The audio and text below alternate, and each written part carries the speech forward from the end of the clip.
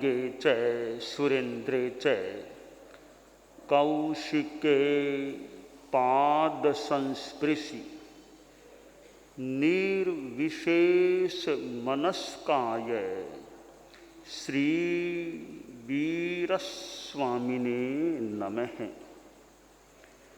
भगवती सूत्र में 9वें शतक में कहा गया है, तेणम कालेनम तेणम समयेणम माहन कुंडगामे नयरे होता वन्नओ बहुसालये चेइये वन्नओ तत्थनम माहन कुंडगामे नयरे उसब दत्ते नामम माहने परिवसई अड्ढे दित्ते वित्ते जाव बहुजनस्य अपरिभूए ऋग्वेद यजुर्वेद सामवेद अथर्वण वेद इतिहास पंचमाणम निघंटु छठाणम चौन्हम वेदाणम संगो वंगाणम स रहस्याणम सारय धारय पारय षडंगवीर षट्ठितंत्र विसारय संखाणे शिक्षा कप्पे वागरणे छंदे निरुत्ते ज्योति सामयणे अन्येषु य बहुषु बंभन्नयेषु नयेषु सुपरि निठिए समनो वासये अभिगय जीवा जीवे उवलद्ध पुण्य पावे जाव अहा परिगह्ये हिम तवो कम्मे हिम अप्पाणं भावे माने विहरै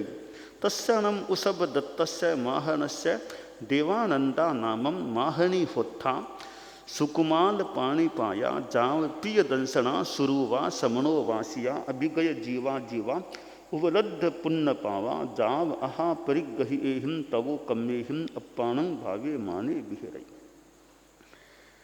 भगवान महावीर जब विराजमान थे, आज से 2550 वर्ष पहले की बात है। उस समय ब्राह्मण कुंड ग्राम नामक नगर था। वहाँ बहुसालक चैत्य भी था। उस ब्राह्मण कुंड ग्राम में एक ब्राह्मण रहता था। उसका नाम था ऋषभ दत्त। वह संपन्न था, दीप्तिमान था और ऋग्वेद यजुर्वेद सामवेद अथर्ववेद इन 4 वेदों और भी कई चीज़ों में यूँ जानकार पारगामी मानो विद्वान व्यक्ति था। और व्याकरण छंद निरुक्त ज्योतिष शास्त्र अन्य अनेक ब्राह्मण और परिव्राजक संबंधी नयों में वह निष्णात था।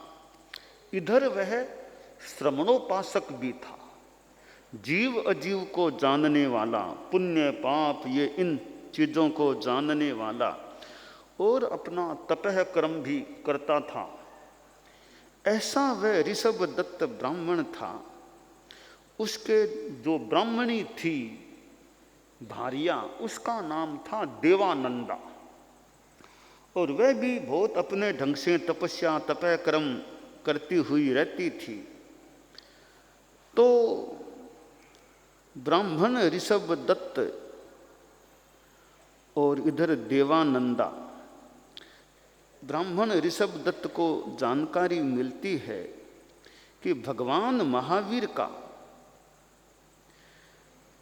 विचरण जो होता था और वे यहीं उनके ब्राह्मण कुंड ग्राम में या उसके परिपार्श्व में पधारे हैं। ऋषभ दत्त को सूचना मिली, देवानंदा को भी जानकारी मिली। तो ऋषभ दत्त ने यह सूचना जब प्राप्त की तो ब्राह्मणी से कहा कि भगवान पधारे हैं तो हम उनके दर्शन करने चले। हमारे इहलोक परलोक के लिए यह अच्छा रहेगा कि ऐसे महान आत्मा भगवान महावीर के जो हमारे यहीं पधार गए हैं उनके हम दर्शन करें।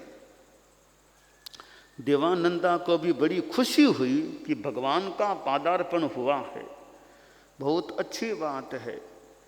कि हमें चलना ही चाहिए, वो तो अच्छी बात है, मतलब भगवान हमारे यहाँ पधार गए हैं। तो फिर तैयारी की और वे दोनों सब अपने ढंग से, प्रमुख आदमी थे ऋषभ दत्त, अच्छे ढंग से भगवान महावीर के प्रवास स्थल की ओर प्रस्थान करते हैं।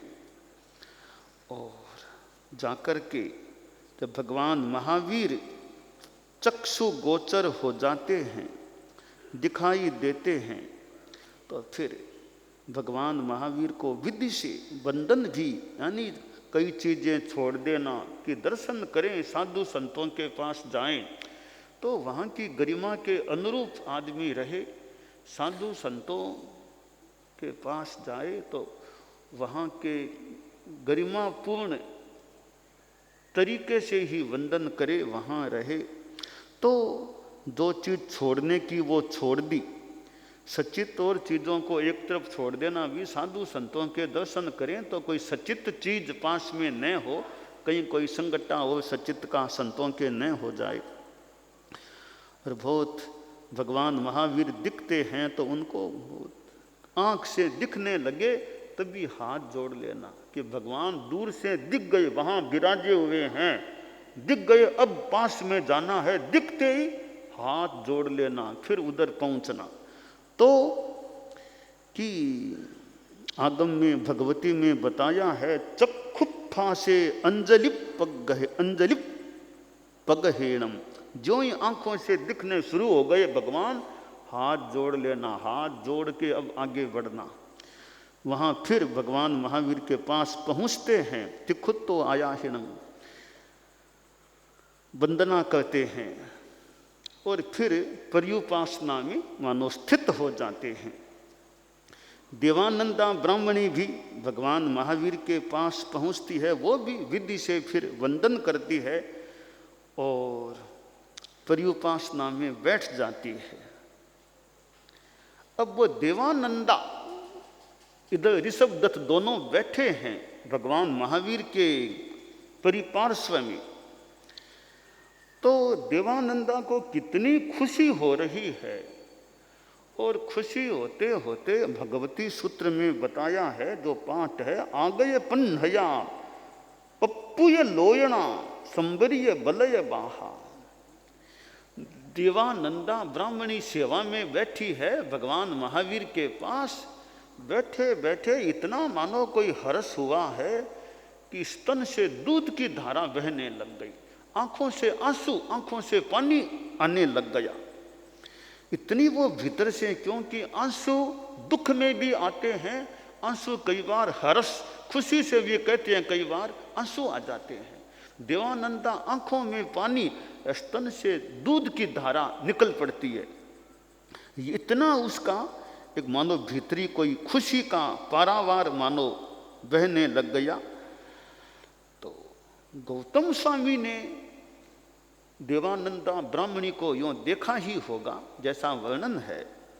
तो गौतम स्वामी मानो इतने भगवान के वो निकट के थे, कोई बात पूछ लेते, यूँ कोई भी बात मानो पूछ लेते, बहुत इतने मुंह लगे से होते हैं ना, कि कोई बात देखी सीधा भगवान को पूछ लेना, यह क्या, यह क्या, यह क्या।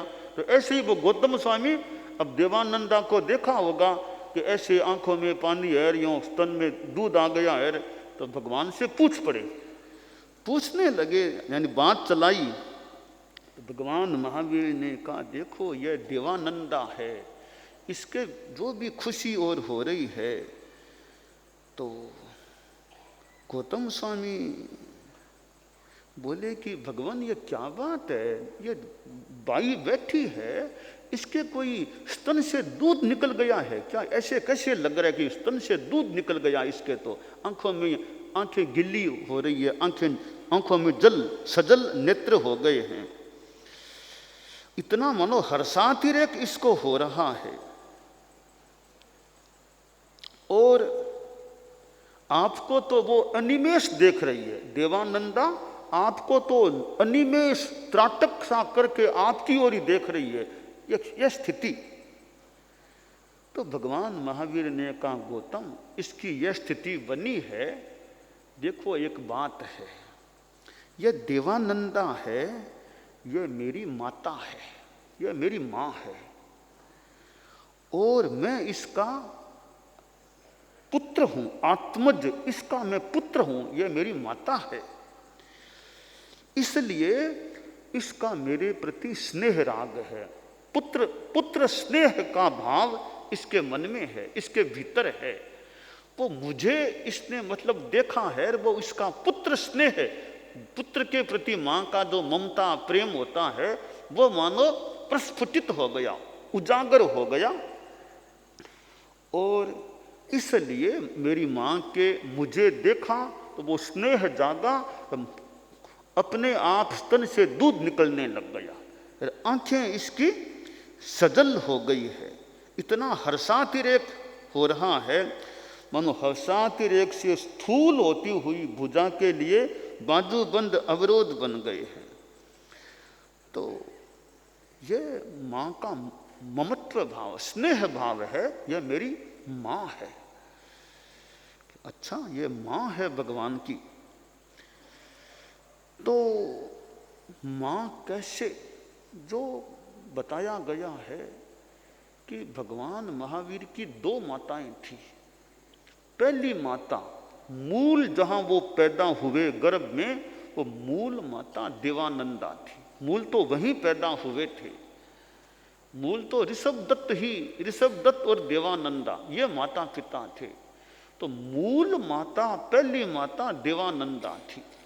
बाद में जो वर्णन आता है भगवान महावीर के गर्भस्थ शरीर को स्थानांतरित कर दिया गया, त्रिशलानंदा की कुक्ष में रख दिया गया, वो बाद की बात है।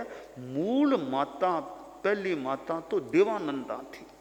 तो वो देवानंदा ने जब भगवान महावीर को देखा और कानों भीतर में वो पुत्र के प्रति ममता भाव कोई उजागर हुआ होगा और ये माँ की स्थिति उसकी बन गई। आंखें गीली और स्तन से दूध की धारा का निकल जाना।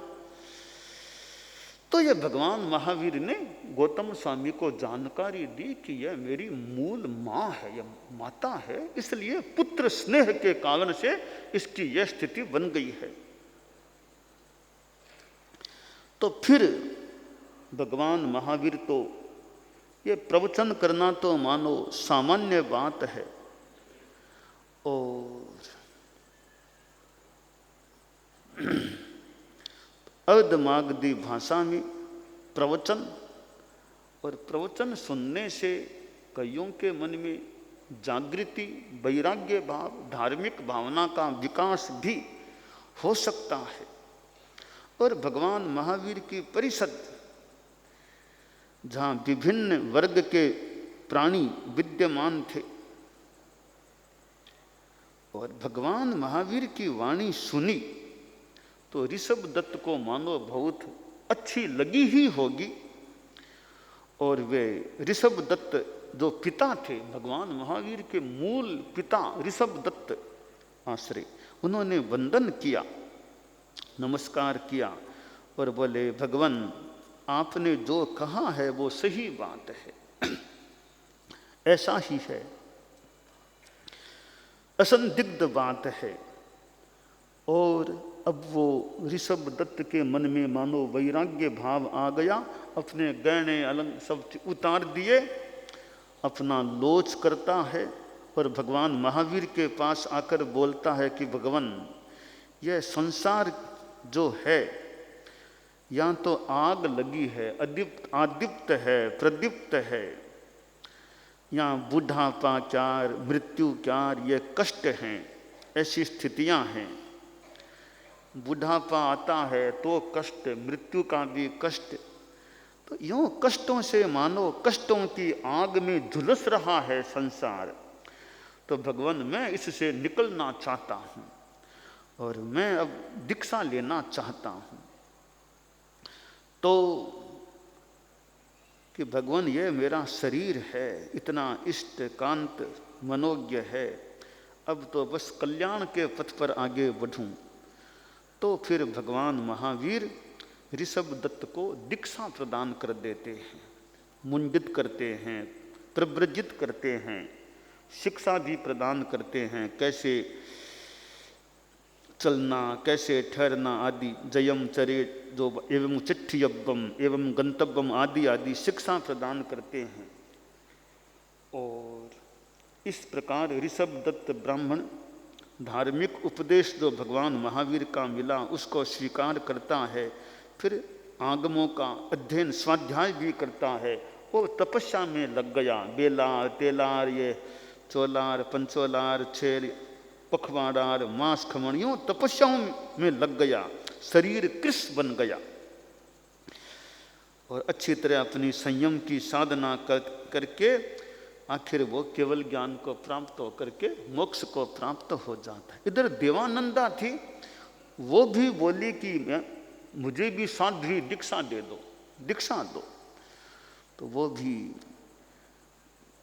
आखिर भगवान महावीर के पास दीक्षा की बात, भगवान महावीर देवानंदा को भी दीक्षा दे देते हैं। तो उसको जो आर्या चंदन वाला चंदना जी उसको सौंप देते हैं और वो देवानंदा भी, फिर आर्य चंदना भी देवानंदा को लिखा है, मुंडित करती है और शैक्ष बनाती है और फिर वो भी अपना स्वाध्याय भी करती है। देवानंदा साध्वी भी वो तपस्या में लग जाती है, बेला ठेला छोला आदि आदि तपस्या करके, और वो भी फिर आखिर अनशन संथारा लेती है। और जैसे ऋषभ दत्त ने भी तपस्या की और संलेखना भी की और फिर अनशन में स्थित हो गए, कल्याण किया। देवानंदा ने भी अनशन ले लिया, अपना कल्याण किया और आखिर सिद्ध बुद्ध मुक्त हो जाती है। तो ये भगवान महावीर के संसार पक्षीय माता पिता जो थे, पहले माता पिता, वो नंबर 2 के माता पिता तो सिद्धार्थ और त्रिशला, नंबर 1 के माता पिता देवानंदा ऋषभ दत्त थे। इन दोनों का मानो कल्याण हो गया। भगवान महावीर के पास दीक्षा ले ली, तपस्या की, संथारा किया, पहले स्वाध्याय भी किया और कल्याण हो गया। अब यह जो प्रसंग भगवती सूत्र का है कि कैसे वे दोनों भगवान महावीर के पास आते हैं, सुनते हैं और दीक्षित हो जाते हैं, संथारा भी ले लेते हैं और कल्याण हो जाता है।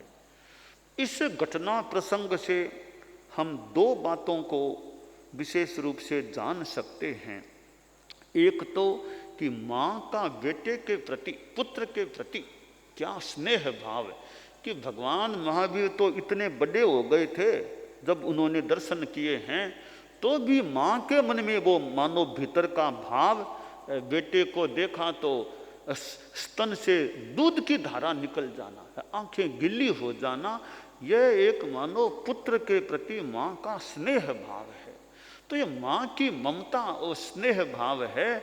वो बेटा भले कितना ही बड़ा हो जाए, वो माँ के मन की सामान्यतया मान लें, वो स्नेह भाव है।